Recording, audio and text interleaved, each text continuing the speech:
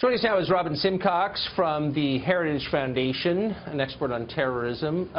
Robin, thanks a lot for coming on tonight. So we were hearing from an anchor on CNN a minute ago speculating that maybe the Barcelona attack of today was a copycat crime based on Charlottesville. Because that is out there, I just thought I would throw it up and get your response to that. I find that very hard to believe, really. I mean, jihadists have been carrying out these kind of attacks way before Charlottesville. I mean, this year alone, you've seen a truck being used in an attack in Stockholm. You saw London.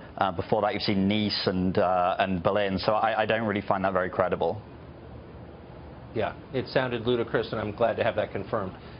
So why cars? Is there some reason beyond the obvious? They're ubiquitous, they're not regulated, but is there some symbolic reason that we're seeing cars used in terror attacks?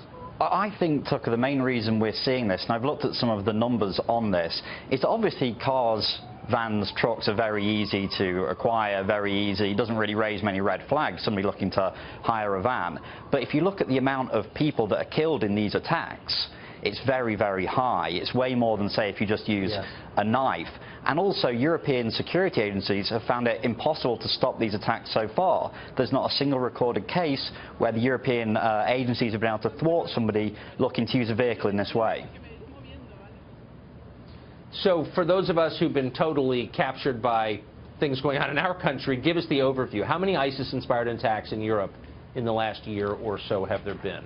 Well, since 2014, we've had over 150 plots now. I mean, this is a very, very severe threat, and it's not just a threat in France or the UK or Germany or Spain. It's across Europe, and I really think it's time that governments need to get serious on this. We need more counter-terrorism funding. We need a more aggressive approach to terrorism. We need the deportation of national security threats. What we don't need is more vigils, people sitting around singing Imagine to each other. We need to get serious about the nature of the threat. So it's not enough to change your Facebook page.